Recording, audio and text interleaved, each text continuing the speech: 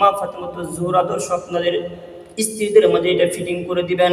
মা ফাতেমাতুজ জোহরা আদর্শ আপনার মায়ের মধ্যে ফিটিং করে দিবেন। আম্মা জানরে বলবেন, আম্মা জান, মা ফাতেমাতুজ জোহরা আদর্শ কিরকম ছিল আপনি সেরকম আদর্শবান হয়ে যান। মা ফাতেমাতুজ জোহরা কিরকম পর্দা করতো সেরকম পর্দা আপনি করেন। মা ফাতেমাতুজ জোহরা দুজাহানের বাদশা, সরকারে কায়নাত, সরকারে দু আলম, সুলতানে মদিনা, আহমদ মুস্তাফা, মুহাম্মদ মুস্তাফা সাল্লাল্লাহু আলাইহি সাল্লাম এমন একজন মানি ব্যক্তি, এমন একজন মানি নবী, এমন একজন দামি নবী। দামি নবীকে একদিন বলতেছে, আল্লাহর রাসূল, আপনার ফাতেমা দেখেন চাকতি ঘুরাইতে ঘুরাইতে হাতের মধ্যে ফুসকা পড়ে গেছে। ওগো নবী, এই যে দেখেন আপনার মেয়ের হাতের কি অবস্থা হয়েছে, একটা খাদেম দেন, একটা খাদেম দেন। মা ফাতেমাতুজ জোহরাকে নবীজি বলতেছে, মা ফাতেমা জোহরা, শুনে নাও, তোমার জন্য একটা আমল বলে, যখন তুমি নামাজ পড়বা, নামাজের উপরে পরে 33 বার সুবহানাল্লাহ পড়ো, 33 বার আলহামদুলিল্লাহ পড়ো, 34 বার আল্লাহু আকবার পড়ো। যদি এই আমলটা করতে পারো, ও মা ফাতেমাতুজ জোহরা, তোমার কোনো খাদিমের দরকার নাই। এই আমলের বিনিময়ে আল্লাহ রাব্বুল আলামিন তোমাকে জান্নাত দান করবে। এই আমলটা করো, তোমার খাদেম লাগবে না, তোমার আসান হয়ে যাবে কাজের মধ্যে। যে কথা বলতেছিলাম মা ফাতেমাতুজ জোহরার কথা, এবার বেদুইনের বাড়িতে চলে গেল। বেদুইনের স্ত্রী পাক করতেছিল গোস্ত আর রুটি। কি বলবে? মা ফাতেমাতুজ জোহরাকে দেখা মাত্রই বেদুইনের বউ বলতেছে, মা ফাতেমা কি অবস্থা, কি নিবা? বলতেছে, বউ জান একটু আগুন নিব। আগুন? ও ভাই, আগের যুগে তো কোনো রকম ম্যাচ ছিল না, সারাই ছিল না, আগের যুগে ম্যাচ নিয়ে আসতো, এরকম করে আগুন নিয়ে আসতো। মা ফাতেমা বলতেছে, বউ জান একটু আগুন নিব। আগুন নেওয়ার নিয়তে আমি এসেছি। ঠিক আছে, আগুন নিয়ে যাও। আগুনটা যখন নিয়েছে, মনে করছে আমাকে মনে আমার বউ বলবে একটু খাও, বসো বসো একটু খাও। কিন্তু মা ফাতেমাতুজ জোহরা যেটা ভাবছে সেটা কিন্তু হয় নাই। মা ফাতেমাতুজ জোহরা আগুনটা নিয়ে আস্তে আস্তে করে বাড়ি থেকে বের হচ্ছিল, আর আশা করতেছিল আমাকে ডাকবে, পিছন থেকে ডাকবে, কিন্তু ডাকলো না। যখন বাড়িতে বের হলো, বের হওয়ার সঙ্গে সঙ্গে আগুনটা আবার নিভাই দিল ইচ্ছে করে। বলে আল্লাহু আকবার, ইচ্ছে করে নিভাই দিল। নিভাই দিয়ে এখন বলতেছে আবার যাই, আবার একটু বাহানা করলো, আবার যাই। আবার আসলো, কি মা ফাতেমা কি অবস্থা? বলতে আগুনটা নিভাই গেছে বাবু, নিভাই গেছে। আবার নাও, আবার নিয়েছে। আবার নেওয়ার পরে এবার আবার নিয়ে যাচ্ছে বাড়ির দিকে। বাড়িতে যাওয়ার পরে বাড়িতে বাউন্ডারি পার হয়েছে, যাওয়ার সঙ্গে সঙ্গে আগুনটা আবার নিভাই দিয়েছে, বলে নাই। তৃতীয়বার এবার মা ফাতেমাতুজ জোহরা আবার আসছে, ও মা ফাতেমা কি হয়েছে? ও আগুনটা নিভে গেল, আবার নাও। কিন্তু কোনোবার এ কথা বলে নাই, খাও। তার নিয়ামতের শুকরিয়া কেমনে আদায় করি, তাই বারে বারে ওই কদমে লুটিয়ে পড়ি, তাই বারে বারে ওই কদমে লুটিয়ে পড়ি। তার নিয়ামতের শুকরিয়া আমি কেমনে আদায় করবো? রব আপনি আসমান থেকে বৃষ্টি দেন, সেটা আমরা খানা খাই। আপনি আসমান থেকে পানি দেন, সেটা আমরা খানা খাই। সেটা সাপের মুখে খানা হয়, সেটা বিভিন্ন পশুগুলো খায়। রব তার বান্দারে কেমনে খাবে দেখো। ও মুসলমান, ও মুসলমান কেরাম, দেখেন মা ফাতেমাতুজ জোহরা যখন তৃতীয়বার যখন আগুন নেওয়ার পর চলে যাচ্ছিল, তার বুবু ডাকলো না, বাড়ির থেকে বের হয়েছে। শুনেন, বাড়িতে বের হয়েছে। বের হওয়ার পরে তার ঘরে গেল। তার ঘরে এবার মা ফাতেমা কি করবে, কাকে বলবে? মনে দুঃখ। আসমানের মালিক যদি আমার কথা না বুঝে, জমিনের মালিক যদি আমার কথা না বুঝে, তিনি কি আমাকে দেখেন না? তিনি তো আলিমুল গায়ব, তিনি তো আমার কথা শুনতেছেন, তিনি তো আমাকে দেখতেছেন। আমার দুঃখ, আমার পেট নারী, আমার নারী এই মুহূর্তে ক্ষুধার্ত। রব তো জানেন, রব তো দেখেন। রব বলতেছে, হযরতে বস্তুই বলতেছে, আসমান থেকে রব এরকম ভাবে দেখে তার মাখলুককে, যদি জমিনের নিচে, সাগরের তলায়, কাদার মধ্যে, কাদার ভিতরে যদি একটা পিঁপড়া কোনো পাথরের উপর চাপা পড়ে যায়, ওই পিঁপড়া যখন আহ করে শব্দ করে, রব তুমি বলবে, আহারে আমার পিঁপড়াটা কষ্ট হয়েছে। বললে সুবহানাল্লাহ। ও মুসলমান, যে কথা আমি বলতেছিলাম, মা ফাতেমাতুজ জোহরা এবার বাড়িতে গিয়ে, বাড়িতে যাওয়ার পরে পরে মা ফাতেমাতুজ জোহরা কি করবে? কাউকে কোনো মনের কথা বলতে পারতেছে না রে বাবা। এবার বালিশটা চাপা দিয়া উপর হয়ে শুয়ে আছে বিছানার মধ্যে, আর কাঁদতেছে, ফুফড়ে ফুফড়ে কাঁদতেছে, আর বলতেছে, রে মালিক, তোমার ফাতেমা তো আর সহ্য করতে পারতেছে না রে মালিক, আমি কি করব? স্বামীও নাই, কাকে বলবো দুঃখের কথা, পকেটের মধ্যে কোনো রকম অর্থ করে নাই। রব্বি কারীম, আপনি দেখেন মা ফাতেমাতুজ জোহরা সহ্য হচ্ছে না। ও আমার মালিক, আপনি দেখেন আপনার মা ফাতেমাতুজ জোহরা সহ্য হচ্ছে না। বারবার যখন মাওলাকে এই কথা বলতেছিল, হঠাৎ করে দরজা থেকে কে যে নক করলো, ফাতেমা দরজা খোলো। আম্মা ফাতেমা মনে করছে কোন একটা ফকির হবে, বলতে ফকির ভাই আমি নিজে কোনো খাবার পাই না, আপনার আমি কোথায় খাবার দেবো, আল্লাহর ওয়াস্তে আমাকে মাফ করেন। উপর থেকে আওয়াজ ভেসে আসতেছে, মা ফাতেমা তুমি ফকিরকে মনে করছো, শুনো দরজা খোলো, দরজা খোলো, আমি তোমার পাশের বাড়ি বেদুইনের স্ত্রী। বলেন না সুবহানাল্লাহ। দরজা খুলে দিয়েছে, খুলে দিতেছে, আল্লাহু আকবার বলে, আল্লাহু আকবার, আরো যে আল্লাহু আকবার। মা ফাতেমা তো জোরে দেখতেছে, দরজা খোলা মাত্র দেখতেছে এক হাতের মধ্যে গরম রুটি আর এক হাতের মধ্যে গরম খাবার, গরম গোস্ত। বলতেছে বুবুজান আপনি কেমন করে জানলেন যে আমি রুটি খাবো? বলতে মা যখন তোমার ভাই যখন বাসার মধ্যে আসলো, আসার সঙ্গে সঙ্গে রুটি যখন লোকমা বানাইয়া মুখের মধ্যে দিবে, দেওয়ার সঙ্গে সঙ্গে বলতেছে আচ্ছা আমার খাইতে মন চাচ্ছে না, আচ্ছা বলো তো বাড়ির মধ্যে কোনো ফকির বা মিসকিন আসছিল কিনা? না না কেউ তো আজকে আসে নাই, যতক্ষণ আমি কাজ করতেছিলাম। আচ্ছা খেয়াল করে বলো, আমার হাতটা বারবার থেমে যাচ্ছে, মুখের মধ্যে খাবার দিতে পারতেছি না। বেদুইন তার বউকে এই কথা বলতেছে, তাড়াতাড়ি খেয়াল করে বলো কেউ কি আসছিল কিনা? না না কেউ আসে নাই, কিন্তু আলীর বৌমা ফাতেমা আসছিল, তুমি কি তাকে খাইতে বলছিলা? না খাইতে তো বলি নাই। কেন খাইতে বললা না? গরিব একটা মহিলা, কেন তার খাইতে বললা না? হোক সে মুসলমান, আমরা হোক সে হিন্দু, কিন্তু কেন খাইতে বললা না? তুমি এটা ভুল করছো। বেচারি কি খাই না খাই, আলিও কিন্তু বাড়ির মধ্যে নেই।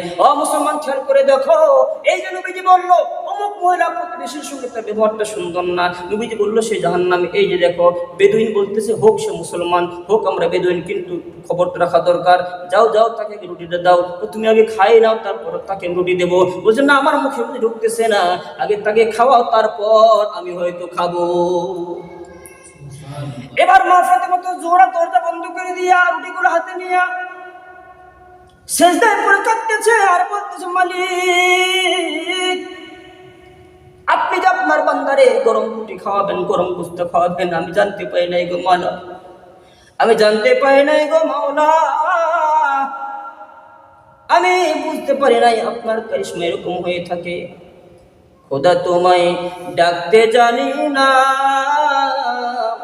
ডাকার মতো ডাকলে খোদায় কেমনে শুনে না রে, ডাকার মতো ডাকলে খোদায় কেমনে শুনে না। ও ভাই রবকে ডাকেন, ডাকার মতো সিজদার মাধ্যমে ডাকেন, রবকে ডাকেন গভীর রাতে।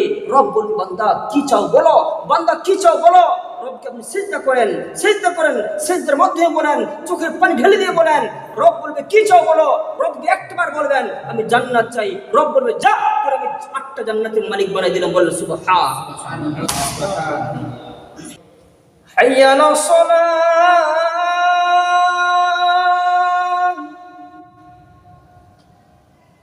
এসো নামাজের দিকে এসো। হাইয়া আলাল ফালাহ,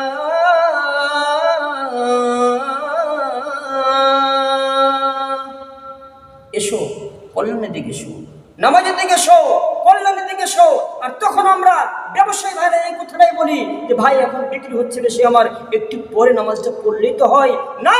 যখন মক্কার মদিনার এই আদর্শ ছিল, যখন নামাজের ওয়াক্ত হবে মুয়াজ্জিন শব্দ আল্লাহু আকবার বলবে, আমার যত কোনো কাজ থাক না কেন সমস্ত কাজ ছেড়ে দিব, কুরুলকে ফেলে দিব, দাকে ছুরি মারবো, কোদালকে ছুরি মারবো। এটাই হলো নবীওয়ালা কাজ, ঠিক কিনা বলে? जन्नत दो जखो से या रब क्या करूं, आरज़ू है मैंने तुझे देखा करूं। মুসলমান বন্ধুরা আমার যে কথা আমি আপনাদেরকে আজকে আলোচনা শুরু করেছিলাম, আল্লাহ পাক রব্বুল আলামিন বলতেছে তোমরা যখন আমার কাছে আসবা তখন তোমাদের নফসকে কন্ট্রোল করে আসবা, তাহলে ওয়ালিমান খাফ মাকাম রাব্বি জান্নাতান, তোমাদেরকে জান্নাত দান করব। ও দুনিয়ার মানুষ, ও গরিব মানুষ, ও ধনী মানুষ, তোমরা শুনে নাও, তোমাদের ধনীর কারণে আমি জান্নাত দেব এরকমটা না, তোমাদের গরিবের কারণে জান্নাত দেব এরকমটাও না। তোমরা যে সৎ ব্যবহার নিয়ে আসবা, নবী করিম সাল্লাল্লাহু আলাইহি সাল্লাম বলতেছে যার ব্যবহারটা সবচেয়ে সুন্দর তাকে রব্বে করিম জান্নাত দান করবে। একজন মহিলা এসে বলতেছে ইয়া রাসূলুল্লাহ অমুক মহিলা তো দান করে, সদকা করে, রোজা রাখে, হজ করে, জাকাত করে, সবই করে, কিন্তু অমুক মহিলার প্রতিবেশীর সঙ্গে তার ব্যবহারটা অত্যন্ত খারাপ। নবীজি বলতেছে তোমরা জেনে রাখো অমুক মহিলা কিন্তু জান্নাত যাবে না। বলে নাউযুবিল্লাহ। তার হজ করে, জাকাত করে, সবকিছু করে, কিন্তু অমুক মহিলা কি করে, তার প্রতিবেশীর সঙ্গে তার ব্যবহার সুন্দর না, কিন্তু সে জাহান্নাম যাবে। কেন? তার হুসনে আখলাক নাই। মুসলমান বন্ধু, আমার কথাটা আমার একটু আগে মনে হয়ে গেল, যখন আমরা কিতাব পড়তাম, কিতাব পড়া অবস্থায় আমাদের হুজুর উস্তাদে মোহতারাম একদিন তালিম করতেছিলেন এই কথা। ও ছাত্ররা তোমরা শুনে নাও, যখন হযরত আলী বাড়িতে ছিলেন না, হযরতে আলী যখন বাড়িতে ছিলেন না, তখন মা ফাতেমাতুজ জোহরা রাদিয়াল্লাহু তাআলা আনহা একলাই বাড়িতে ছিলেন। ওই মা ফাতেমাতুজ জোহরা বাড়ির পাশে ছিল একটা হিন্দুর বাড়ি, বেদুইনের বাড়ি, তখন মুসলমান ধর্ম গ্রহণ করেন নাই। মা ফাতেমাতুজ জোহরা প্রচন্ড খিদা লেগেছে, কি করবে, কোনো স্বামীও তো নেই, কাউকে বলতে পারতেছে না। খিদার জ্বালায় যদি আপনার বাড়ির পাশে কোনো ব্যক্তি গোস্ত পাক করে, কিন্তু অবশ্যই তার বাতাসের মধ্যে ঘ্রাণটা লেগে যায়, ঠিক কিনা বলেন? যদি যে কোনো জিনিস পাক করে, স্বাদযুক্ত জিনিস পাক করলে তার কিন্তু ঘ্রাণটা এসে যায়।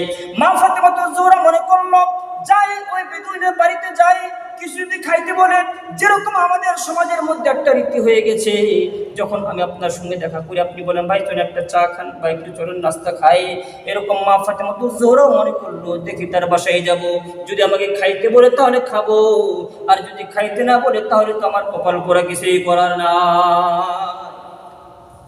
মা ফাতেমাতুজ জোহরা এই কথা মনে করে বেদুইনের বাড়িতে কি নিয়ে যাবে, কি নিয়ে যাবে, অজুহাত নিয়ে গেলে একটা অজুহাত। কি অজুহাত শুনে নেন ও মুসলমান, শুনে নেন, হয়তো আপনার জীবনের শেষ এটাই হতে পারে। মুসলমান শুনে নেন, আমরা সূরাতুল ফাতিহার মধ্যে আমরা বলি ইয়াকা না'বুদু ওয়া ইয়াকা নাস্তাঈন, ঠিক কিনা? মুসলমান বন্ধুরা আমার, যে কথা আমি আপনাদের সামনে আজকে বলতেছিলাম, গোটা জমিনের উপর যে সমস্ত মানুষগুলো আমরা বাস করি, হিন্দু কিংবা মুসলমান হোক না, কিংবা অন্যান্য জাতি হোক, খ্রিস্টান হোক, বৌদ্ধ হোক, গোটা জাতির ক্ষেত্রে এই কথাটাই বললেন, তোমাদেরকে অনর্থক বানাই না, তোমাদেরকে সৃষ্টি করেছে আমি একটি কাজের জন্য।